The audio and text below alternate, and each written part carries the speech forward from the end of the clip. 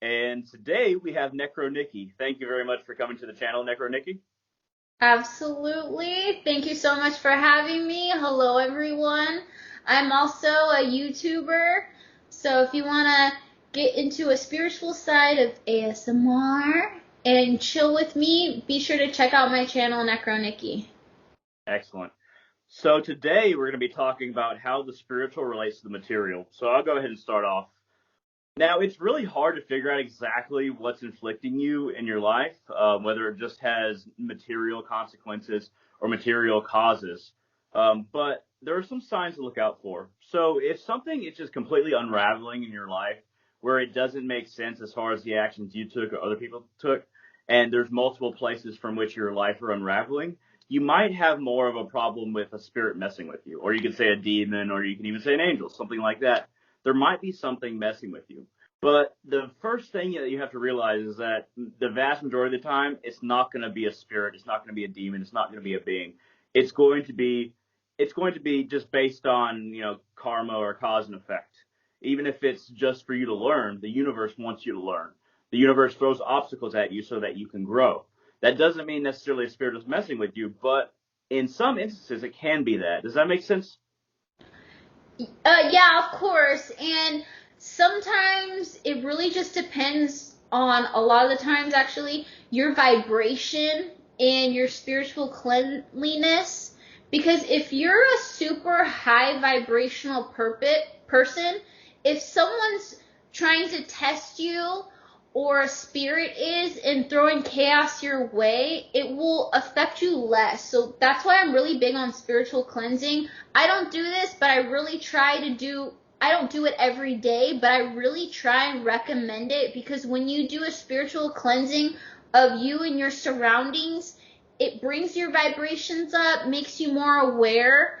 And with that said, sometimes there is someone causing chaos or a spirit in your life. So I feel like it's kind of, listening to your intuition is really important, but it's important to not always think that, oh, it's a spirit or someone's cursing me, because then you're just feeding into the, whether it is or not, you're creating it. So I never think that way.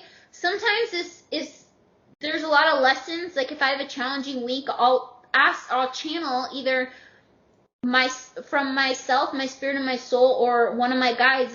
Is it have to do with someone? Does it have to do with the spirit? Is it just a lesson? Oftentimes it is cause and effect, and it is a lesson. And a lot of the times it also has to deal with how you react and with that lesson. Because if you react to, I know I'm not going to get into the details of my week and challenging week, which is actually good for me because I got stronger in a lot of ways.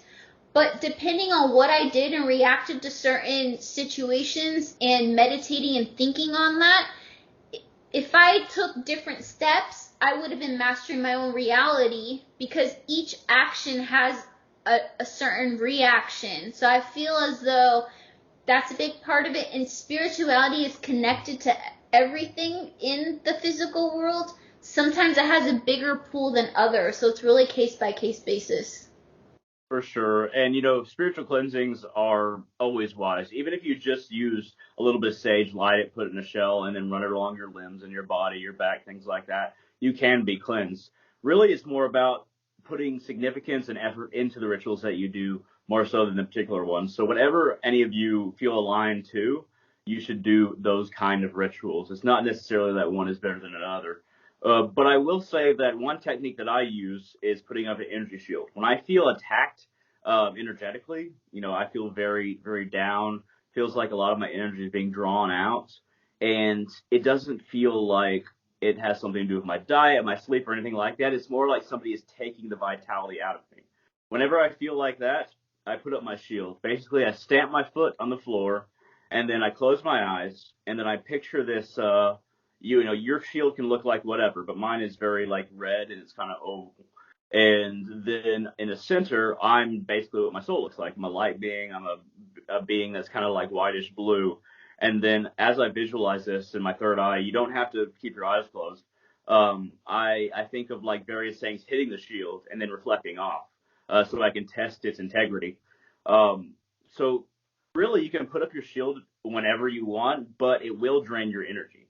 That doesn't mean your other energy will be safe, but if you're putting up a shield and keeping it in the back of your mind, then it will take a portion of your energy to put up, but you will not be inflicted by external forces. So you might start yawning when you have it in the back of your head. So when you picture a shield and you do the original visualization, all you have to do is keep that visualization in the back of your mind. Just keep it there. Don't completely get rid of it, because if you put up your shield for a little bit, it's not going to be as effective. But just keep the visualization in the back of your mind. Keep it there. And even if you start yawning, you feel tired, that just means that your shield is working. You're putting energy into it. But if you feel like your vitality is being drawn out again, then that means your shield hasn't worked. But all of these are very like sixth sense kind of things where I can't really describe exactly how they feel until you experience them. But this is my experience with shields and how they work, and when it feels like a shield has worked. Does that make sense?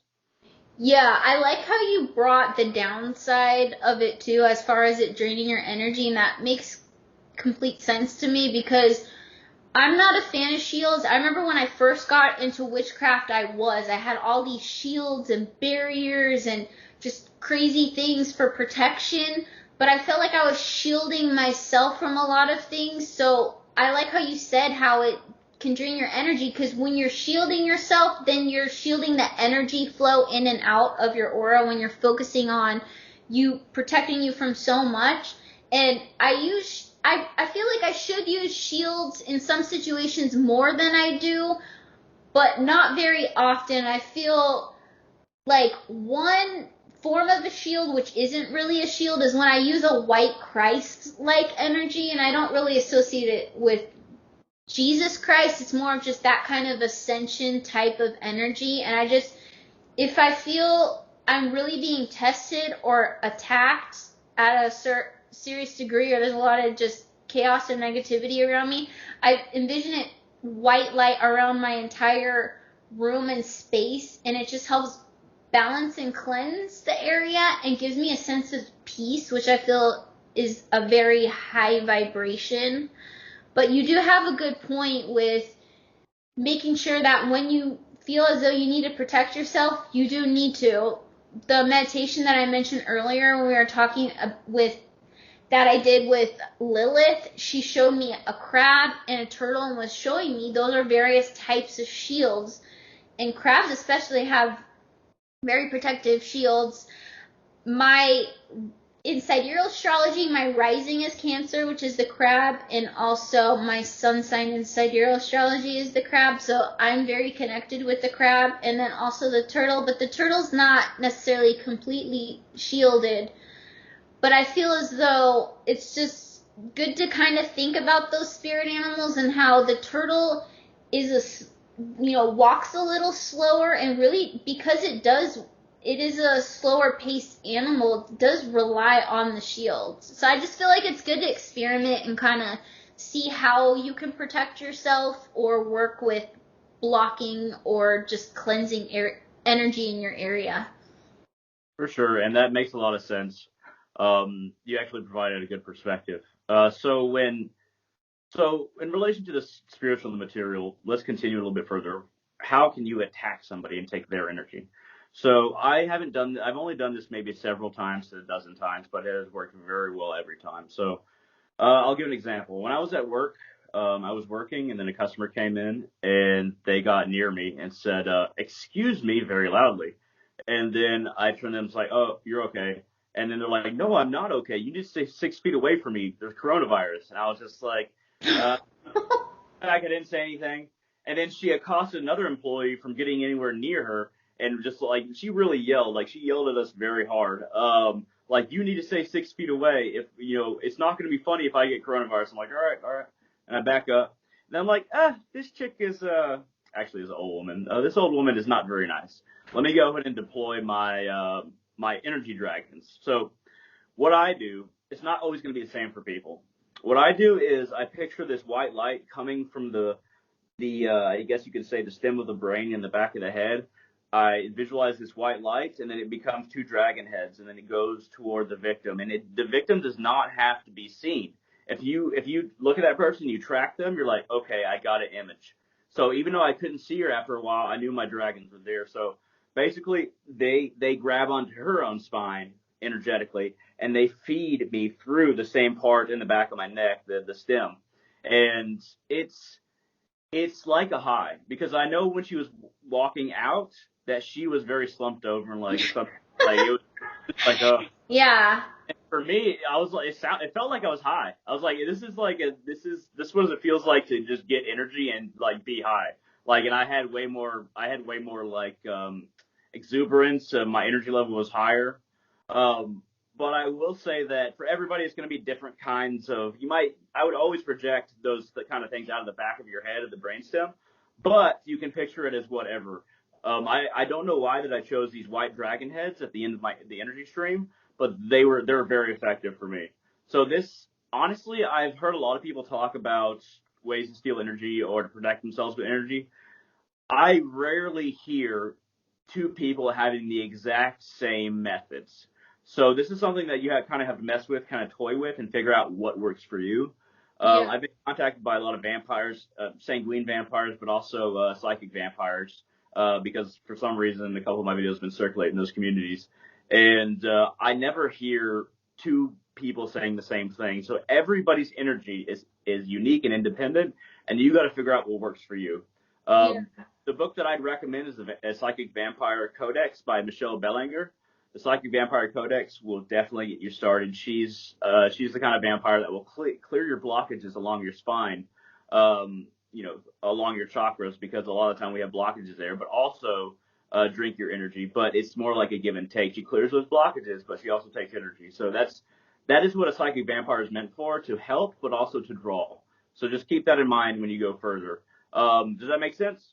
Yeah, and I'm a psychic vampire myself. I don't rely on it, but I feel as though some people want to be vampirized kind of in a way. They're not thinking that, but I kind of do the same thing sometimes. Usually when I'm going to vampirize someone, I'm really selective. It's kind of like, I think of it as if my diet or what I put in my body or people that I'm around, I try and have friends that are high vibrational, that I vibe with me, where my intention is saying, they have my best interest in their interests.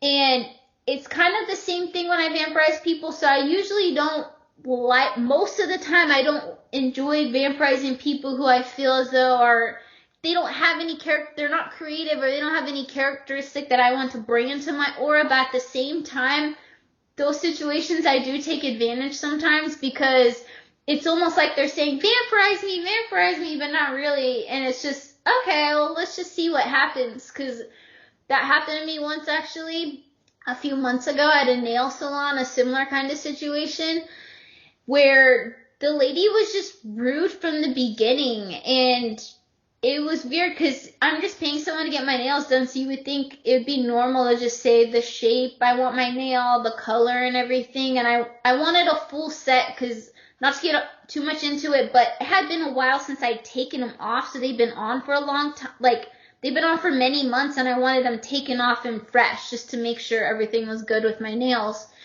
And I remember, like, she just had a weird attitude about her that day, so I was thinking, all right, I'm gonna psychically vampirize her. So I was picturing a snake come out. I'm trying to remember, because I'll just do what my intuition says, but usually for me it's snaky stuff, whether it's from I did it to her center core.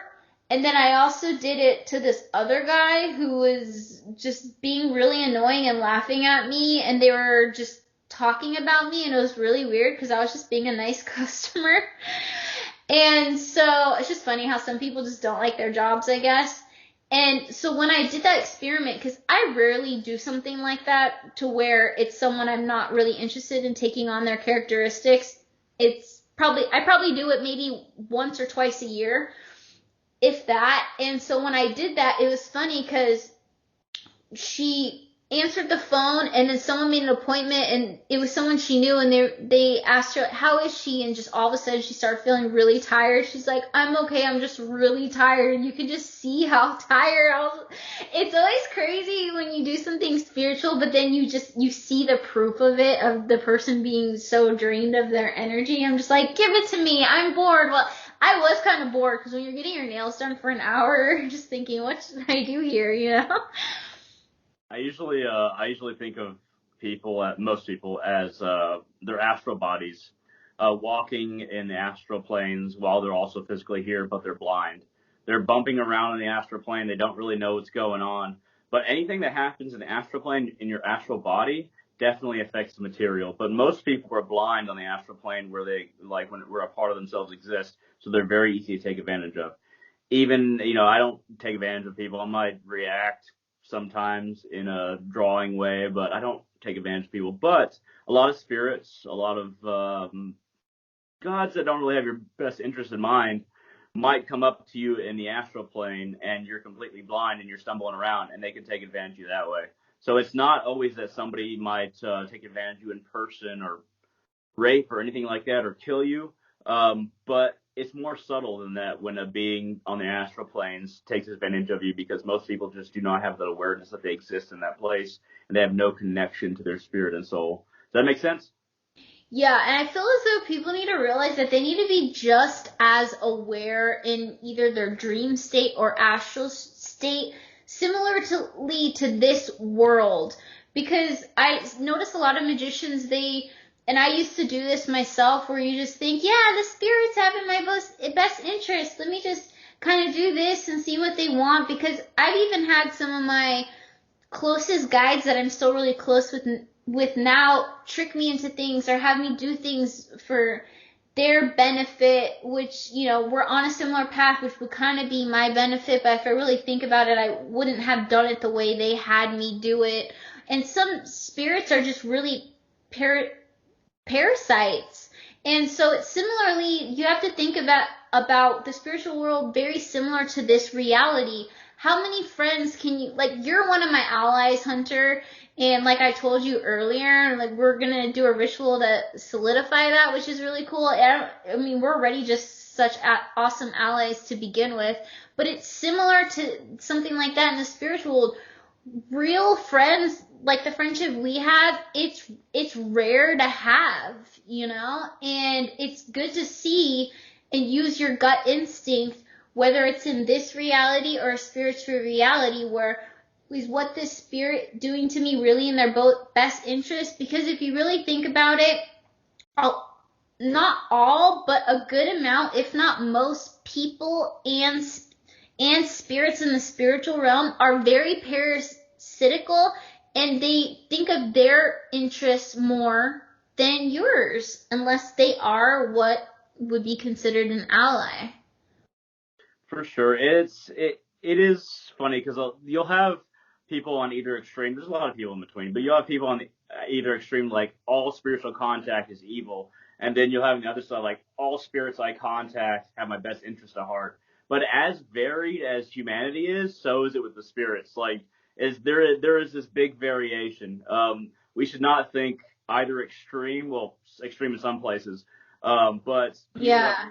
people got to realize that spirits have goals, they have aspirations, and they can be just as parasitic as people are. So we have to be able to figure out how to protect ourselves and also allow ourselves to grow with the spirits that do have our best interest in mind. Absolutely. And vibrations too, because certain people could be good for some people, but not you.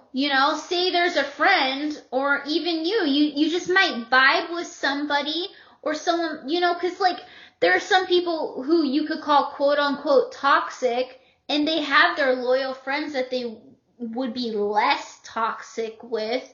But it's kind of like the same with spirits too, because there could be more adversarial spirits, but when you're allies with someone and you have a similar goal and you're at a particular vibration, I feel as though it could work for you, so it might not work for someone else. So for example, we're at like a similar vibration and we just vibe. Like, we're higher vibrational spiritual people, but we also have similar guides and we just mesh with each other. That's like our just mind, body, and spirit. We might not agree on everything, but we enjoy our company and we like being friends with each other. And you might have different guides that I would never work with, and I might have guides that that you would never work with. But I think it's really like case by case basis, you know? But I think that like we're mature and respect each other enough to realize that, hey, in this physical world, we might have different friends, and that we might not have all the same friends, and then the same thing as for spiritual. We might have different allies or guides that we work with, and then we have separate ones, but we kind of just focus on like what like connection we have.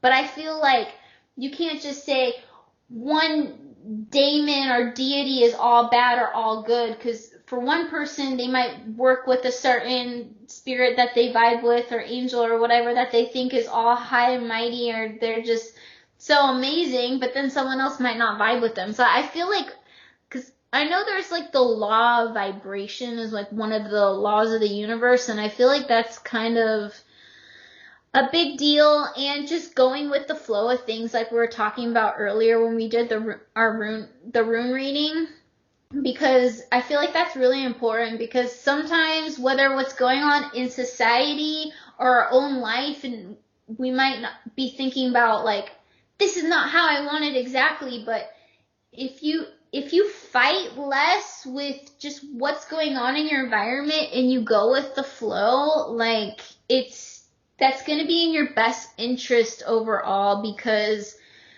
you're just kind of going with where you should be, because then your vibrations are going that way. Yeah, in Taoism it said that the obstacle is the way, because it helps you grow around it or over it or through it. Yeah, it's vibration. So most people cannot really tell, consciously what vibration other people have. But if you kind of learn a little bit about spirituality, you get a sense for that, it's much easier. There's a lot of conflicts caused by, I don't know, two people being friends that don't have the same vibration, or two people getting married or something like that. The ability to recognize an individual's vibration, especially one that you're going to have around a lot, is very important for your mental health and your happiness and your suffering. So it's, even if someone doesn't completely understand these things or become a quote unquote spiritual person, it's very important to at least be able to find who is going to be a predator or who is going to be a really good ally. And that's something that, whether you're spiritual or not, you kind of need to figure out. Even if you don't think of energy like we do, you need to look for signs. And if you look for those signs and you find them, then that means that your life was affected, whether you call it spiritual or not. So I guess that's my ending statement. Would you like to make an ending statement of for yourself? Yeah, and I feel as though lessons that people give you, like as far as frenemies and just people who are trying to challenge you, I feel as though silence is really important. Like, I'm learning that right now, because I used to be super vocal about a lot of things, but I feel as though sometimes people can use that against you. Like, say you talk about all your different rituals, a magician can come and just change the ritual. Or for example, even I do this sometimes. If someone announces a ritual, I'm doing this ritual on this day, and I'm like, okay, well, let me just see what I can do with your ritual, like for fun or whatever. And so I'm learning that it's a good idea to just have your own secrets, as far as not everything is secret, but especially since we're in the public eye, it's a good idea to have secret rituals that no one knows about, and deities that you work with, because if everything's so public, you're making yourself vulnerable, and that's kind of having less of a shield. Because I would talk a little too much and say what I'm doing, so that's, even though I'm not envisioning a shield, when I'm being a little more occult with what I have going on in my spirituality, it's low-key creating a shield. And I also really like to work with invisibility magic too. So I'm not really blocking anything out, but if I'm going in certain locations or doing certain things, then I'm kind of cloaking myself to where it's less known, which is a way of protecting. Because with silence and just more observation, I feel like it's a powerful and protective tactic with spirituality and reality too. That's a great message to end on. I totally agree with everything that you said. So, Necro Nicki, thank you very much for coming to the channel. Thank you. Bye, everybody. Talk to you later. We'll all see you on the channels, on our channels in the future.